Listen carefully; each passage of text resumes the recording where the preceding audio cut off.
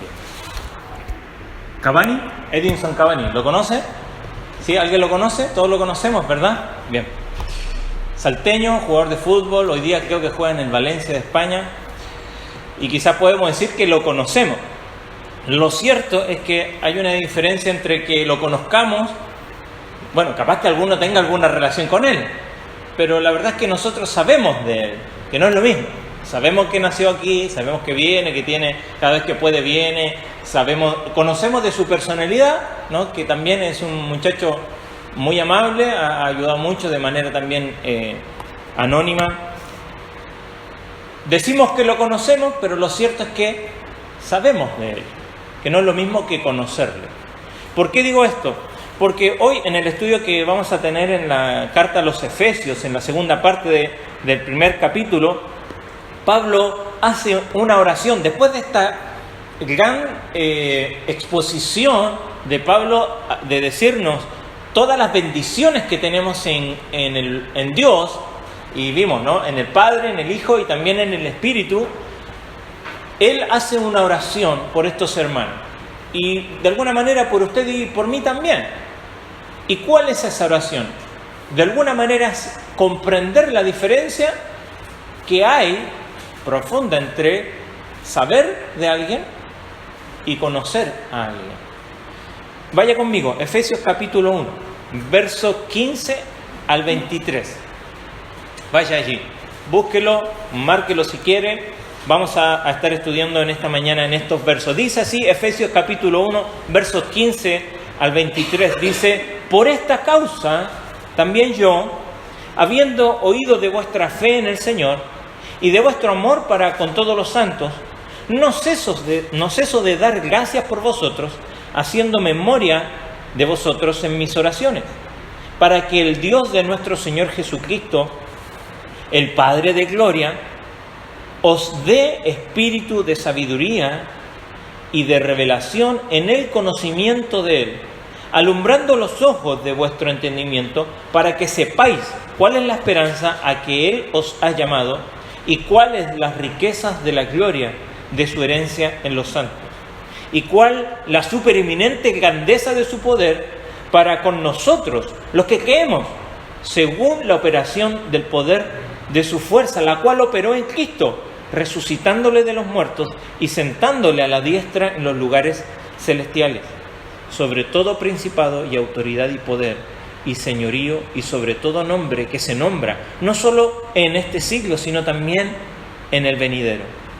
Y sometió todas las cosas bajo sus pies y lo dio por cabeza sobre todas las cosas a la iglesia, la cual es su cuerpo, la plenitud de aquel que todo lo llena en todo. Oremos un momento. Señor, rogamos para que tu Espíritu use esta palabra que vamos a estudiar y exponer en esta mañana, para que salgamos de este lugar desafiados, no solamente en el conocimiento que podemos adquirir, sino que particularmente en lo que tiene que ver con nuestra relación contigo. Señor, háblanos en esta mañana por medio de tu palabra. Te lo rogamos en el nombre de Jesús. Amén. Dijimos que de alguna manera Pablo quiere aquí y hace una oración para que nosotros podamos diferenciar lo que es saber de alguien y conocer. Si queremos ponerle un título, es que no se trata tan solo de saber de él, sino de conocer, no solamente de él, sino que conocerle a él. Una letra, una palabra hace la diferencia. Conocerle a él. Y eso, si quiere, como hablamos las semanas anteriores de identidad, esto tiene que ver con relación, ¿no? Y el concepto para que hoy nos grabe allí en nuestra mente es mi relación con Dios. Ahora, la alabanza que vimos en la primera parte, porque ¿se acuerda? 3 veces dice Pablo, para alabanza de su gloria. Fuimos creados para alabar a Dios, ¿no? Y alabamos por todas las bendiciones que tenemos en nuestro Dios. Y la alabanza va siempre junta con la oración. Creo que siempre van de la mano. Alguno podría decir que son 2 caras de la misma moneda. Pero qué interesante cómo después de esta alabanza que hace Dios, que hace Pablo a nuestro Dios, explicándonos profundamente y vimos muy,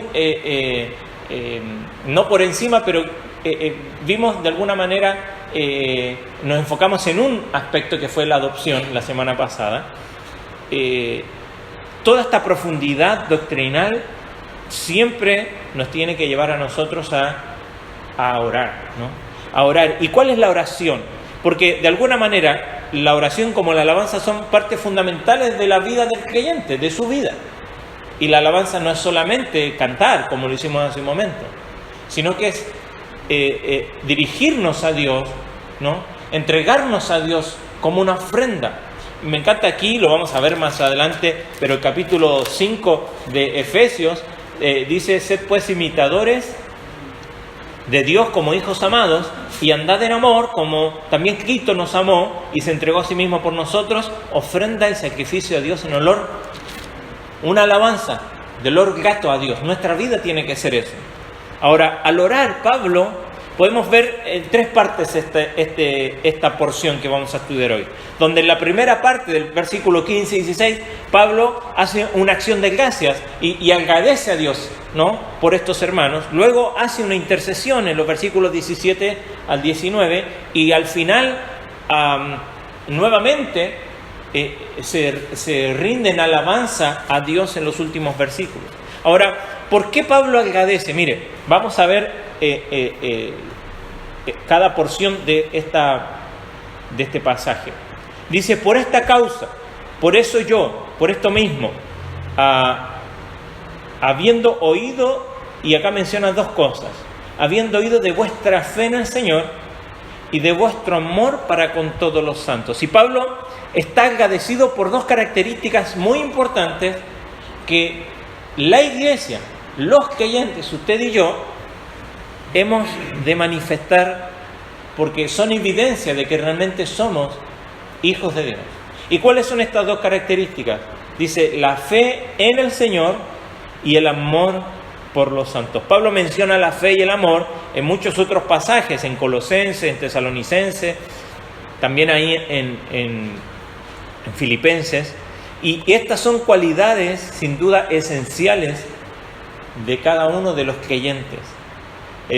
Fue el miércoles, creo, o no sé, este miércoles o el anterior, que nos hicimos la pregunta, bueno, ¿qué es un cristiano? ¿Se acuerdan? ¿Qué es un cristiano? Bueno, aquí hay un buen resumen de lo que es un cristiano. Un cristiano tiene fe en el Señor Jesús y un cristiano tiene amor por los demás. Particularmente, dice aquí, con todos los santos. Y estas son cosas básicas que todo creyente ha de manifestarse. Porque la iglesia de Dios, el pueblo de Dios, se ama unos a otros. ¿Se acuerda ahí en Juan capítulo 13, verso 35 que dijo Jesucristo? ¿Se acuerdan? Buscámoslo allí. Juan 13. Juan capítulo 13, verso 35, el Señor dice: en esto conocerán todos que sois mis discípulos, si tuvierais amor los unos con los otros. Es interesante esa preposición con, ¿no? Muchas veces decimos amor unos a los otros. Con, eso significa que hay inclusión aquí, ¿no?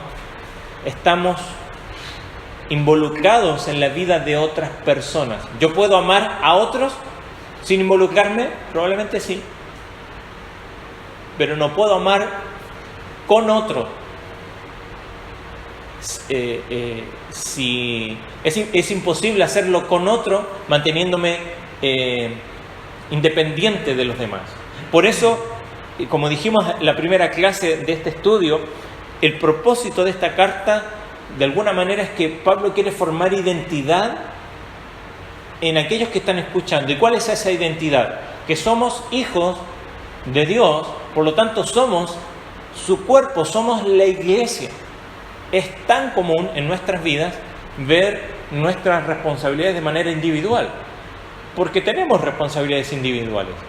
Sin embargo, no debemos olvidar que formamos parte de algo. Y ese algo tiene que ver con alguienes, con otras personas. Y mi relación vertical hacia Dios siempre va a tener implicancias horizontales. No puedo amar a Dios si no amo a mi hermano. No puedo estar en paz con Dios si no estoy en paz con mi hermano. No puedo agradar a Dios si no estoy de alguna manera sirviendo a mi hermano. En Primera de Juan lo estudiamos hace algún tiempo atrás, ¿no? Esta idea de que es imposible decir que yo estoy bien con Dios o que soy un hijo de Dios si con mi hermano y con mi hermana y hacia la iglesia eso no se manifiesta. Entonces Pablo de alguna manera está agradeciendo a Dios por la vida de estas personas. ¿Por qué? Por su fe en el Señor y por su amor para con todos los santos. Y dice: no ceso de dar gracias por vosotros, haciendo memoria de vosotros en mis oraciones. Y esto es hermoso, saber que Pablo tenía en memoria a estos hermanos. Hechos nos dice que él estuvo bastante tiempo allí. Dice que por 3 años con lágrimas a cada uno no dejé de enseñar y mostrar a Jesucristo. Ahora uno diría, bueno, es que los hermanos de Éfeso eran buenos, no eran como los hermanos de Corinto, ¿no? Uno dirá, bueno, a eso, bueno, vaya conmigo a Corinto. Vaya conmigo a Corintios capítulo 1. Primera de Corintios capítulo 1, verso 4. Pablo, escribiendo a los hermanos de Corinto, les dice: gracias doy a mi Dios siempre por vosotros, por la gracia de Dios que os fue dada en Cristo Jesús. Me encanta esto porque dice de alguna manera: doy gracias a Dios por ustedes, pues Él en Cristo Jesús les ha dado su gracia. Pablo podía ver la gracia de Dios en la vida de los hermanos en Corinto. Y eso era lo que le motivaba a ¿qué? A agradecer a Dios, a orar por estos hermanos y a interceder por ellos. ¿Le es difícil orar por alguien? ¿Por qué nos es difícil orar por algunas personas? Tenemos que ser honestos. Nos es difícil porque ¿en qué estamos fijándonos nosotros? ¿Sí? En sus errores, en sus defectos. No estamos viendo la gracia probablemente de Dios en la vida de otras personas, ¿no? Sino que nuestra mirada está enfocada en probablemente aquello que no me gusta, aquello que me afecta. Sin embargo, me encanta que Pablo diga: no ceso de dar gracias por vosotros porque puedo ver la gracia de Dios en sus vidas. Y eso es lo que nos tiene que motivar a orar a nosotros también. Ahora Pablo agradece por eso, ¿no? Y agradece a Dios porque encuentra rastros de gracia y razones para tener gratitud a Dios. ¿Hacemos nosotros lo mismo cuando pensamos en nuestra familia, en mi cónyuge, en mis hermanos, en todo aquel que está a mi alrededor? Y debemos recordar o no olvidar la necesidad de reconocer la gracia de Dios en los demás. Porque es mucho más fácil ser crítico de los demás. Es mucho más fácil encontrar los defectos en los demás. Pero un creyente maduro, un creyente que tiene esa fe en el Señor y que tiene amor para con todos los santos, es alguien que puede reconocer la gracia de Dios en los demás. ¿Lo hace usted? ¿Lo hago yo? ¿Nos ponemos esos lentes de la gracia o nos ponemos los lentes de la justicia, de la ley, ¿no? Entonces estamos pendientes de todos los errores y las faltas de los demás. Cuidado, ¿no? Cuidado, porque eso habla de cómo está nuestro corazón. La segunda porción en la que dijimos que Pablo primero agradece, ¿no? Dijimos, hace una acción de gracia. Luego hace una intercesión, pero eso la vamos a ver al final. Avance conmigo al verso 20. Esta alabanza que hace Pablo a Dios, que está centrada en Cristo, pero que no podemos entenderla sin esta parte intermedia. Así que vamos a leer nuevamente esa parte intermedia, y que dice que él ora, ¿para qué? Para que el Dios de nuestro Señor Jesucristo, el Padre de gloria, os dé espíritu de sabiduría y revelación en el conocimiento de Él, alumbrando los ojos de vuestro entendimiento para que sepáis cuál es la esperanza a la que Él os ha llamado y cuáles las riquezas de la gloria de su herencia en los santos, cuál la supereminente grandeza de su poder para con nosotros los que creemos. Y esta última frase, por eso hemos leído todo esto, está unido con lo que sigue, porque dice según la operación del poder de su fuerza. O sea, todo esto que pide Pablo, que ya lo vamos a ver, todo esto está determinado, o de alguna manera es posible, según el poder, ¿no?, de su fuerza. ¿Qué poder? Fíjese, ese mismo poder que operó en Cristo, resucitándole de los muertos, sentándole a su diestra en los lugares celestiales, y lo pone sobre todo principado y autoridad y poder y señorío sobre todo nombre que se nombra, no solo en este siglo, sino en el venidero, y que también ese poder permite someter todas las cosas bajo sus pies, y lo dio por cabeza sobre todas las cosas a la iglesia, la cual es su cuerpo, la plenitud de aquel que todo lo llena en todo. La alabanza que hace Pablo aquí al final, porque dice, esto que yo estoy pidiendo que es posible para ustedes, que ya lo vamos a ver, es posible porque el mismo poder que operó en Cristo es el que permite esto. ¿Y cómo es este poder?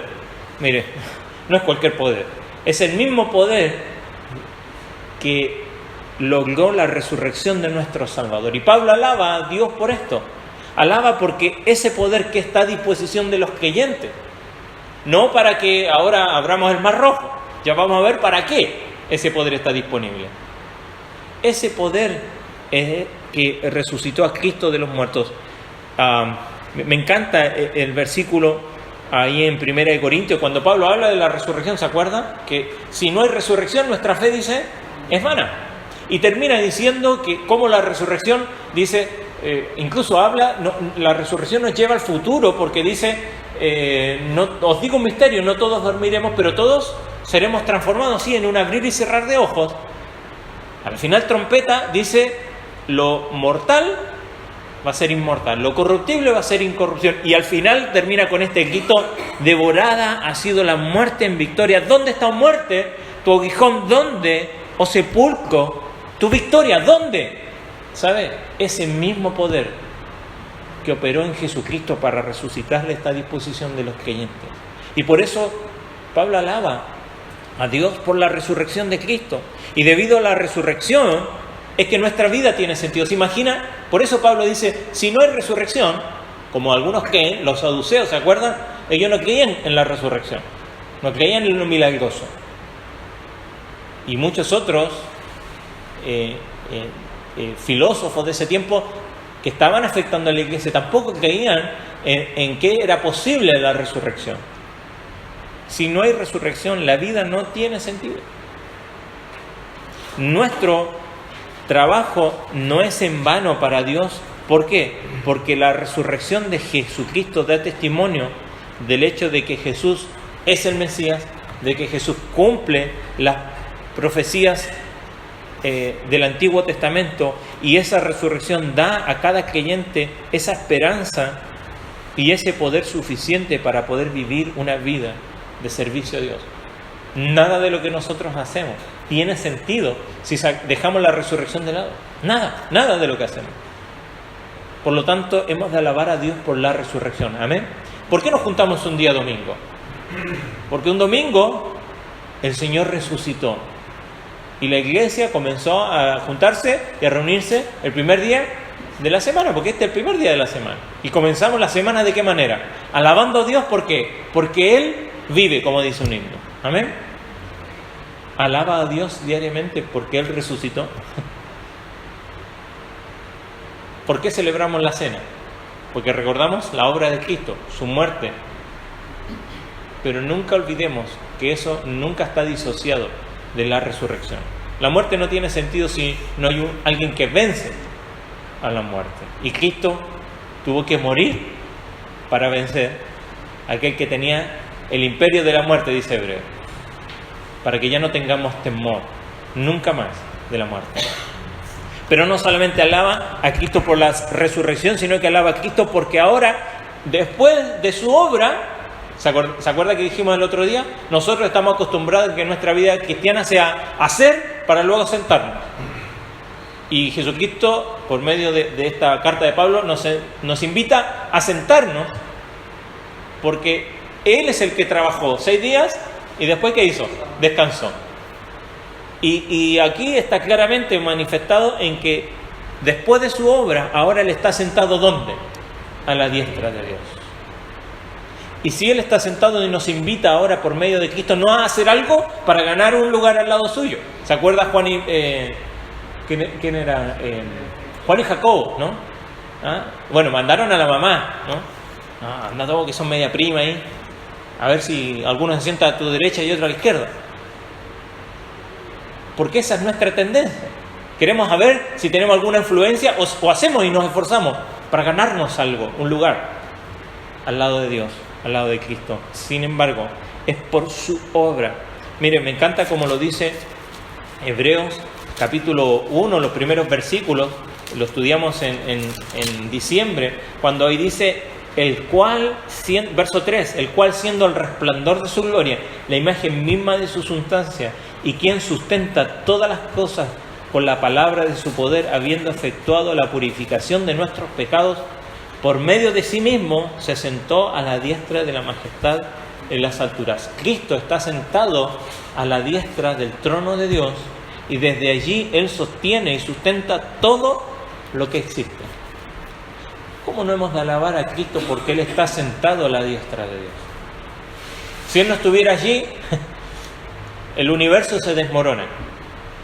Sabemos que no va a suceder porque Él no va a dejar ese lugar. Ya lo dejó una vez. ¿Para qué? Para tomar tu lugar en la cruz. Y ahora está sentado. Y nuestra esperanza no está miren, en este mundo hay muchos tronos. Tronos políticos, tronos sociales, tronos económicos, aún tronos ministeriales. Hay personas destacadas en lo político, en lo social, en lo económico y en lo ministerial. Pero nuestra esperanza no tiene que estar en ninguna de ellas. Nuestra esperanza no tiene que estar en quién está en autoridad en este país. No tiene que estar en quién maneja los hilos de la economía de este mundo. Nuestra esperanza no ha de estar en el gran líder espiritual de nuestro tiempo, porque ninguno de ellos tiene la capacidad de sustentar el universo. ¿Tienen influencia? Sí. ¿Y eso nos puede afectar? Probablemente. Pero nuestra esperanza nunca debe estar en ella. Por eso Pablo alaba a Cristo porque está en el trono. Y él lo está hablando cuando el Imperio Romano estaba allí, ¿no? En su mayor punto. ¿Dónde estaba la esperanza de muchos? ¿En quién iba a ser? El nuevo emperador. Y eso va a cambiar nuestro mundo. Va a cambiar algo de nuestro mundo. Pero ¿quién sostiene todo lo que existe es Cristo? Y allí debe estar nuestra esperanza. Y por eso nuestra esperanza debe estar en Él. Pero no solamente que Él está allí en control, sino que Él tiene poder sobre todo. Porque Él podría estar allí, como están muchos en otros tronos en este mundo, pero no tienen el poder sobre todas las cosas. Bueno, Cristo sí. Y lo dice ahí, verso 21. ¿Quién es sobre todo? Principado, autoridad, poder, señorío, sobre todo nombre, no solo en este siglo, sino en el venidero, y sometió todas las cosas bajo sus pies. ¿Hay alguien que tenga una mayor supremacía que Cristo? Nadie. No hay ninguno. Y por eso Pablo alaba a Dios y alaba a Cristo, porque su trono está por encima de todo. Él está por encima de la creación, está por encima de Satanás, está por encima del sistema de este mundo, está por encima de todos y de cada gobernador de este mundo. Por eso es que Pablo alaba a Cristo, porque Él es supremo sobre todo. Pero no solamente supremo, y aquí viene algo que quizás a nosotros no nos gusta mucho, porque dice que, la segunda parte del verso 22, dice y lo dio por cabeza sobre todas las cosas a la iglesia. Aquí ya comienza algo que se va a repetir en Efesios. Y dice que Cristo es la cabeza ¿de qué? De la iglesia, la cual es su cuerpo, la iglesia, la plenitud de aquel que todo lo llena en todo. Pablo menciona el liderazgo de Cristo sobre la iglesia y por eso Pablo alaba a Cristo, porque Él es la cabeza, es vamos a decir, es el jefe, es la autoridad en la iglesia. No es un pastor, no es una denominación, no soy yo, no es usted, es Cristo. Y Pablo menciona al final el liderazgo de Cristo sobre la iglesia. Aquí vemos esta increíble conexión entre Jesucristo y su iglesia. Y solo se dice que la iglesia, fíjese, la iglesia es el cuerpo de Cristo. No es la creación, no el universo, no el mundo. La iglesia es el cuerpo de Cristo. Por lo tanto, la iglesia debería ser lo más importante para nosotros. No el mundo. Eso no significa que no nos va a importar la creación de Dios. Pero sobre quién es líder y jefe Cristo. Sobre la iglesia. Y Cristo, vamos a ver más adelante, ama a la iglesia y se entregó a sí mismo por ella. Si Cristo ama a la iglesia, ¿a quién debo amar yo? Porque yo tengo que amar lo que Cristo ama, ¿no? Por eso es muy importante la iglesia. No por ninguna otra razón que porque Cristo ama a la iglesia. No tengo que amar la iglesia porque eso me beneficia o porque yo quiero ayudar a la iglesia. Sin duda, recibimos bendición, queremos ayudar a la iglesia. Pero la motivación para amar a la iglesia tiene que ser que Cristo es la cabeza de la iglesia y que Él la ama y que Él la dirige. Mire, nuestra tendencia natural es que no queremos que nadie nos mande, ¿verdad? Que nadie nos dirija, que nadie nos diga lo que tenemos que hacer. Pero Pablo alaba porque si hay alguien que no va a fallar en dirigirnos, si hay alguien que nunca va a ordenarnos conforme a su egoísmo o para beneficio propio, es Jesucristo. Por lo tanto, todo lo que nos ordena Cristo es para bendición propia nuestra, nada más. Y por eso no se queja de que Cristo sea la autoridad. Mire, Él tenía de autoridad, de alguna manera, en el mundo, en algún tiempo, cuando está escribiendo esto, probablemente a Nerón. Porque Pablo estaba en la cárcel en este tiempo. Y eso podría llevarlo a rebelarse contra toda autoridad, como hacen muchos en el día de hoy, ¿no? No nos gustan las autoridades que tenemos, bueno, nos rebelamos contra toda autoridad. No queremos que nos mande, queremos vivir nuestra vida a nuestra manera. Hermano, fuimos creados para ser dependientes. Y dependemos cada día de Jesucristo, porque Él es la cabeza. Él es la cabeza de la iglesia. Esto lo va... Cuando lleguemos más adelante en la carta de Efesios vamos a ver en profundidad esto. Pero la iglesia no se trata de un hombre, no se trata de un nombre, se trata de Jesucristo, porque Él es la cabeza. Mire, me encanta esta idea al final, dice que Él es la plenitud de aquel que todo lo llena en todo. A veces pensamos o tenemos la idea de que Cristo es la cabeza y la iglesia es su cuerpo y tenemos que llenar la iglesia, ¿no? Que nosotros llenamos este cuerpo. No, es al contrario. Es que Cristo nos llena. Pablo dice que Jesús, como la cabeza sobre la iglesia, está llenando la iglesia de una manera especial. ¿Y con qué llena Cristo la iglesia? Con su espíritu, con su gracia, con su amor, con sus dones, su plenitud. Llega a la iglesia. Y esto es lo que significa que nosotros como iglesia somos completamente dependientes de Cristo. ¿Lo es usted? ¿Depende realmente de Cristo? ¿Reconocemos diariamente que Cristo es nuestra autoridad? ¿O decimos, no, a ver, Cristo sí, para algunas cosas, pero en este ámbito En cómo manejo mi familia, no, aquí esto lo hago yo. Cómo manejo mi dinero, aquí mando yo. Cómo pienso respecto a mi intimidad, aquí mando yo. Sin embargo, Pablo está reconociendo que hay alguien que tiene autoridad, sobre todo lo creado, pero especialmente, Él es la cabeza ¿de qué? De la iglesia, en la cual usted y yo formamos parte. No hay otra autoridad, es Cristo. ¿Está siendo Él la autoridad en su vida? Pero ¿qué es lo que pide Pablo?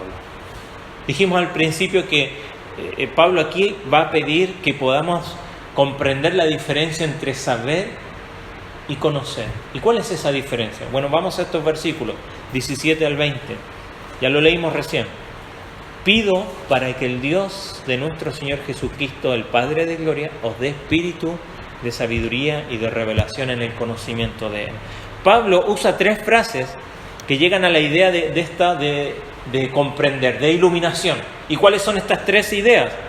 Espíritu de sabiduría, espíritu, lo mismo, de revelación, y tener ojos, ¿no?, iluminados en nuestro corazón. Ahí dice, alumbrando los ojos de vuestro entendimiento, literalmente, quizá alguno tiene otra versión, dice la NBI, que yo la tengo acá al lado, dice, pido que también les sean iluminados los ojos del corazón, ¿no? Literalmente ahí en griego dice cardias, que es corazón, ¿no? No está hablando de nuestro entendimiento, neos, cuando habla de la mente, sino que literalmente nuestro corazón, ¿no? Y ya lo dijo Jesucristo, porque del corazón sale ¿qué cosa? Y bueno, sale la abundancia de nuestra boca viene ¿de dónde? ¿No? Lo que hablamos en nuestra boca viene de lo que abunda en nuestro corazón. Por eso, nuestro corazón tiene que ser iluminado. ¿Por qué? ¿Por qué es necesario tener esta iluminación de Dios en nuestra vida? ¿Es algo nuevo? ¿Es algo que Dios me va a dar y que yo se lo tengo que pedir para que me revele algo nuevo? ¿Es eso que está pidiendo Pablo? Mire, es muy interesante. Es muy interesante porque muchas veces caemos en este error.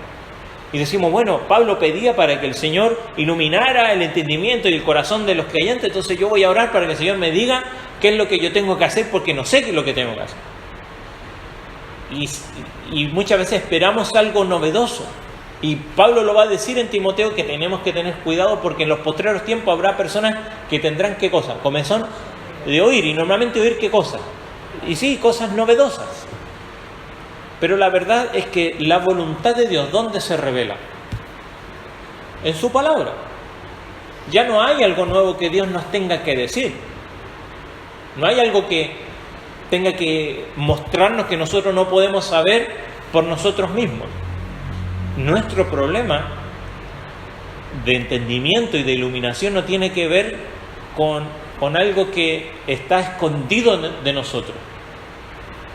Por eso esta oración de Pablo no tiene que ver con iluminar o revelar algo nuevo, sino que tiene que ver con algo de enfoque, con algo de apropiación. Está allí, mire, ¿qué dice el tercer versículo de este capítulo? Bendito sea el Dios y Padre de nuestro Señor Jesucristo, que nos bendijo ¿con qué? Hay una palabra clave ahí, ¿con? No dice con bendiciones, con toda bendición. ¿Hay algo que nos falte? Pregunta, ¿hay algo que nos falte de parte de Dios a nuestra vida? No, Pablo nos está diciendo, está a disposición de nosotros allí todo lo que necesitamos. Pedro, en la segunda carta, capítulo 1, verso 3, nos dice que también dice, bendito sea el Dios y Padre de nuestro Señor Jesucristo. No dice, perdón, eso antes dice, como todas las cosas que pertenecen a la vida y la piedad nos han sido dadas por su divino poder. Dios nos ha dado todo lo que necesitamos para vivir como Él manda. Entonces, ¿qué pide Pablo? Mire, es absolutamente necesario que comprendamos que necesitamos ayuda. ¿Tenemos a nuestra disposición todo? Sí. Pero necesitamos ayuda de alguien, de una persona, y esa persona es el Espíritu Santo, para poder comprender su verdad. ¿Tenemos la verdad a disposición? Sí. ¿Se acuerda que dice Jesucristo a sus discípulos cuando le dice, mire, yo me tengo que ir, en la casa de mi padre muchas moradas hay, y yo me voy a preparar un lugar para usted, pero Señor, no te vayas.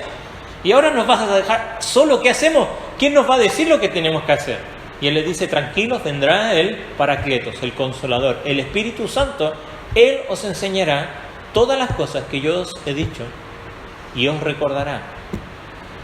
Y es el Espíritu Santo. Y eso es lo que vimos la semana pasada. Ahora, ¿cómo sabemos que somos hijos de Dios? Porque ahora nuestro espíritu clama, ¿a quién?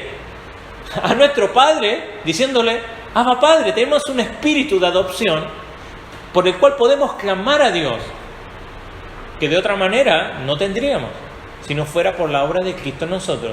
Y el Espíritu Santo nos ilumina para poder comprender la palabra. ¿Le ha pasado que lee la Escritura, o tiene su devocional, o tiene una lectura, o alguien le da un versículo y más allá de no comprender quizá una interpretación o de qué trata un versículo, sino que, bueno, ¿qué me está queriendo decir el Señor? Y cuando nos disponemos a orar y buscar su dirección, o cuando estamos en conexión más cercana con Dios, entonces como que se nos abre así, nos destapan el cerebro, ¡pum!, y nos ponen algo ahí y decimos, ¿cómo es esto? Ahora lo comprendo. Lo he escuchado por años y ahora comprendo.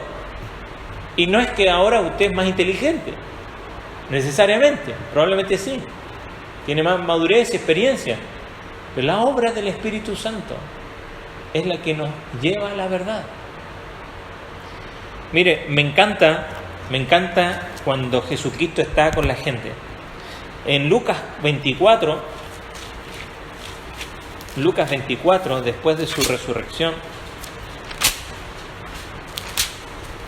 Jesucristo está con unas personas ahí de camino a Emaús, ¿se acuerdan? Y están con Él y Él le dice, verso 31 y 32. Entonces, dice, 30, y aconteció que estando sentado con ellos a la mesa, tomó el pan y lo bendijo y lo partió y les dio. Entonces les fueron abiertos los ojos y le reconocieron, mas él desapareció de su vista. Y se decían el uno al otro, ¿no ardía nuestro corazón en nosotros mientras nos hablaba en el camino y cuando nos abría las Escrituras? Me hubiera encantado estar allí. ¿No ha sentido eso usted alguna vez? Yo espero que sí. ¿Y cómo es posible hoy? Es el Espíritu Santo. ¿Haciendo qué? Lo que Pablo está pidiendo aquí, que podamos tener espíritu de sabiduría y de revelación y que nuestros ojos del corazón sean iluminados. Mire, más adelante, verso 45, otra vez con sus discípulos, dice, entonces les abrió el entendimiento para que comprendieran las Escrituras. Es la obra de Cristo por medio del Espíritu en nosotros que es posible que podamos comprender su palabra. Por eso, así como lo hizo con Lidia ahí en Hechos 16:14, ¿se acuerdan? Que abrió los ojos del corazón para que pudieran comprender el Evangelio. Me encanta eso también. Mire, la razón por la que a menudo no buscamos la iluminación del Espíritu es porque no tenemos una visión, o es más bien porque tenemos una visión muy inflada de nosotros mismos. Queremos ir solos a la palabra. Y estamos tentados a sentirnos autosuficientes, como si no necesitáramos la ayuda de Dios para comprender las Escrituras. Por eso Pablo ora, porque es necesario que cuando vamos a la Escritura no solo vayamos para saber de Dios, podemos saber mucho de Dios. Alguien hablaba en la semana, me tocó enseñar Juan hace unos años atrás, y llegamos ahí, creo que capítulo 21, 22 de Juan, y que después de la resurrección, el Señor les dice, tiren la red, y Juan dice que sacaron 153 peces, ¿de acuerdo? Y yo, me acuerdo, prediqué y dije, ¿sabe por qué 153? Y 2 o 3 aquí, abrieron los ojos así como, a ver, ¿qué significado tiene el 153? Y dije, bueno, vaya a Google y vea las 20 razones por las que hay 153. No es tan importante. Pero muchas veces, algunos creyentes, muchas veces nosotros tenemos curiosidad por las Escrituras. Simplemente curiosidad, queremos saber qué significa eso ahí en Génesis 6, si esos hijos de Dios eran ángeles, eran gigantes, y poder desenmarañar cosas que, como para sentirnos mejor con nosotros mismos, que porque entendemos eso, ahora somos más conocedores de las Escrituras. Miren, no se trata de saber de Dios, necesariamente. Se trata de conocerle a Él. Mire, creo que escuchaba estos días a alguien que decía que hay personas que no saben leer, que probablemente conocen mejor a Dios que aquellos que tienen mucho conocimiento y que pueden leer mucho. Y claro, tenemos una fe que está basada en un libro, pero no es porque usted leyó más o menos que conoce más a Cristo. Esto nos va a ayudar, claramente, pero se trata de tener una relación. Y yo puedo tener la biografía y conocer cada detalle de la vida como comenzamos, de Edinson Cavani, pero nunca lo he visto, nunca me he tomado un mate con él. Y yo puedo saber mucho de Dios. Le conozco realmente. Mire, Pablo ora para que podamos conocer mejor a Dios. Y dice allí, verso 17, la segunda parte, dice, y revelación en el conocimiento de Él. En la NBI dice, y revelación para que lo conozcan mejor. Para que lo conozcan mejor. Mire, en Colosenses, de alguna manera, la carta paralela a Efesios, Pablo ora para que Dios le dé sabiduría para que puedan continuar creciendo en el conocimiento de Dios. ¿Por qué? Porque esto es gradual y esto es progresivo. No hay un momento donde yo termino de conocer. En la mayoría de las materias, no en todas, uno llega a un punto límite donde dice, bueno, ya no puedo saber más de esto. Pero con Dios es imposible. Cada vez hay más profundidad y cada vez hay más y cada vez hay más. Y cada vez que avanzamos nos damos cuenta que Él es más grande. Si ha leído alguna vez las Crónicas de Narnia o ha visto las películas, en el segundo libro, la pequeña Lucy, que es la que conoce a Aslan, que es el león que hace la representación de Cristo, en la segunda libro, cuando lo ve otra vez, le dice, ahora estás más grande, creciste. No, es que tú creciste. Y como creciste, entonces yo me hago más grande. Y es así. Cuando crecemos en el Evangelio y Jesucristo se hace cada vez más grande y más profundo para nosotros. Don Carson dice, ¿cuál es la mayor necesidad de la iglesia hoy? Y él dice, lo único que necesitamos la cristiandad de hoy es un conocimiento más profundo de Dios. Necesitamos conocer a Dios mejor, no saber necesariamente de Él o únicamente saber de Él. Mire, Juan 17:3, esta es la vida eterna, que te conozcan a ti, el único Dios verdadero, y a Jesucristo a quien has enviado. Cristo en su oración intercesora dice, esta es la vida eterna. ¿De qué se trata la vida eterna? De conocer a Dios. Por eso Pablo ora y pide que conozcamos mejor a Él. Y que no nos quedemos simplemente con un conocimiento técnico, teológico, doctrinal o con las curiosidades de las Escrituras. Mi objetivo, dice Pablo en Filipenses, a fin de conocerle y conocer el poder de su resurrección. Juan dice, ahí en 1 de Juan 3, sabemos que cuando aparezca seremos como Él y le veremos tal como Él es. Conocerle plenamente. Pero no solamente conocerle a Él, sino que conocer las bendiciones del Evangelio. Mira, aquí dice cuáles, para que sepáis cuáles. ¿Y cuáles son estas cosas? ¿Cuál es la esperanza de su llamamiento? ¿Cuáles son las riquezas gloriosas de su herencia? ¿Cuál es la grandeza inconmensurable de su poder para con nosotros? Pablo le pide a Dios que abra los ojos para que conozcan la esperanza a la que Él nos llamó. Mire, ¿cuándo nos llamó? En la eternidad pasada.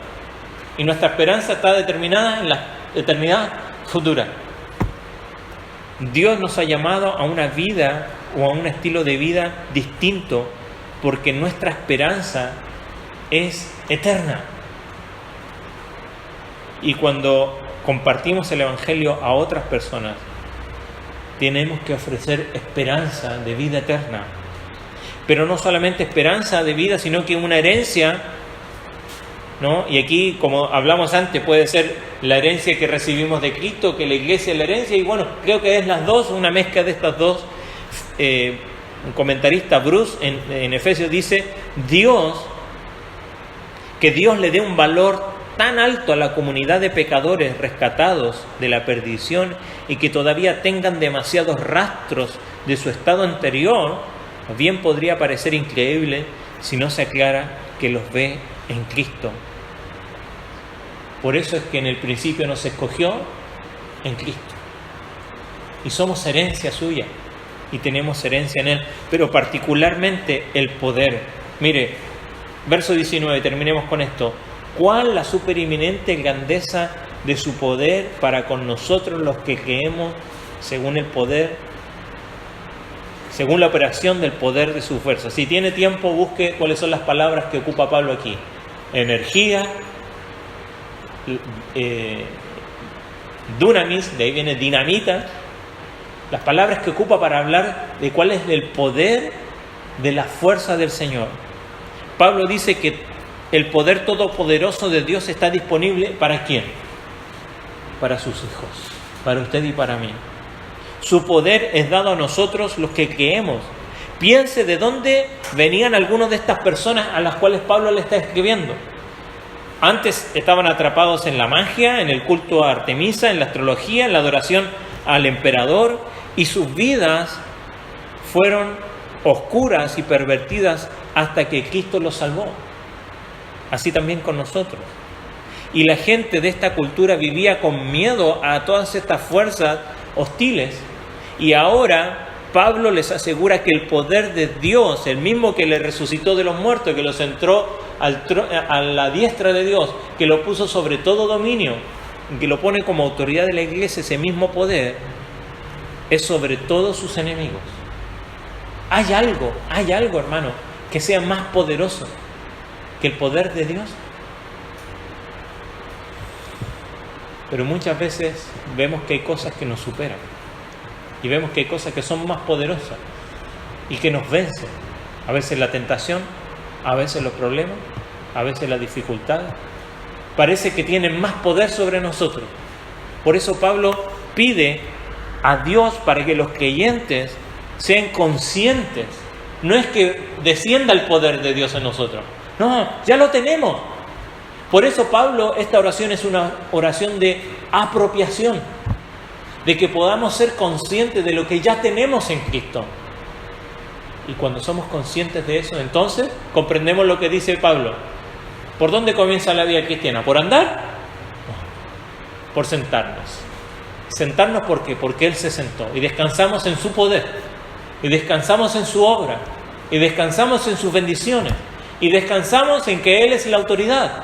Y descansamos en que Él es poderoso. ¿Amén? Amén. ¿Está sentado? ¿O está trabajando arduamente en la carne?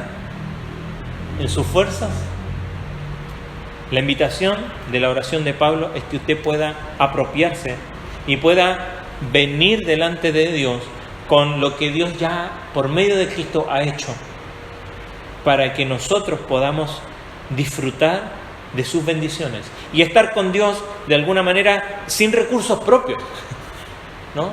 Y dejar nuestros recursos de lado y venir delante de Dios y dedicarle tiempo a encontrar un tiempo para Él, pero no en el hacer, sino en el descansar. Por eso el salmista dice: estad quietos, guarda silencio ante Jehová. Y es muy difícil en el mundo en que vivimos. Aún en mis sueños, ¿no? El Señor me habla. Entonces, ¿se está apropiando usted de lo que ya tiene? ¿Viene delante de Cristo sin recursos o con sus reservas personales? Pablo pide a Dios que muestre a sus lectores las maravillas de lo que Él concede para todas nuestras necesidades. ¿Cuántas bendiciones nos ha dado? Todas. ¿Se ha retenido algo Él para sí? Nada. Entonces, lo que Pablo pide es esta oración de apropiación. Ustedes necesitan que Dios les abra los ojos para que vean lo que tienen. Habla de la esperanza en que los creyentes puedan basar su futuro, la riqueza de la gloriosa herencia para sus hijos y del poder inconmensurable de Dios. Mire, no es raro que la gente piense en esperanza, en riqueza y en poder como algo lejano o incluso como una meta a la que deben alcanzar. Pero estos recursos ya están en nuestras almas, colocados allí por un Dios íntimo, amoroso, que conoce nuestras necesidades mejor que nosotros mismos. Comprender la existencia de estos recursos no es solo para tranquilizar nuestra mente o conciencia, sino que están allí como recursos para nuestro avance. ¿Te acuerdas que hablamos? Que la vida cristiana es una vida progresiva, que avanza en un proceso de transformación. Así que la primera disciplina en la cual debemos practicar es la de descansar en apropiarnos de aquello que Dios nos ha dado. Amén. Amén. Vamos a ponernos en pie y vamos a orar. Padre Celestial, te alabamos y te agradecemos porque nos has dado todo lo que necesitamos. Perdónanos, Señor, porque muchas veces venimos con nuestros recursos, creados, inventados o aún confundidos de que aquellas cosas que por medio de tus gracias nos permites hacer, como orar, leer, ayudar a los demás, amar a los demás, pudieran ser obras que hemos de traer a ti. Señor, ayúdanos a descansar, a sentarnos y que eso se manifieste en cómo vivimos. Porque la manera en cómo vivimos, Señor, también manifiesta lo que creemos. Perdónanos, Señor, por buscar depender de nosotros mismos. Ayúdanos, Señor, a comprender que no se trata solo de saber de ti, sino de conocerte. Y cuando te conocemos profundamente, íntimamente, Señor, podemos alabarte y podemos depender de ti y podemos obedecerte y podemos disfrutar de la vida que tú nos has dado. Pero cuando hay insatisfacción, cuando hay desesperanza y muchas veces, Señor, preocupaciones que nos invaden e inundan nuestra vida, podemos recordar que tenemos todo lo que necesitamos en Cristo. Y ya lo tenemos todo. Simplemente, Señor, y oramos ahora, tal cual como Pablo, que tú abras los ojos de nuestro corazón para que podamos ver lo que nos has dado ya en Cristo. Apropiarnos de eso y descansar en que en Cristo ya lo hiciste todo. Y el fruto de esa obra va a ser oración, lectura, amor, paciencia, bondad y todo el fruto del Espíritu en nuestra vida. Pero que no sea un medio para alcanzar algo, sino que sea el fruto de tu obra en nosotros. Gracias, Señor, por la esperanza que tenemos en el Evangelio, porque no solamente para una vida eterna, la vida eterna es que te conozcamos a ti y nos has dado los recursos para hacerlo.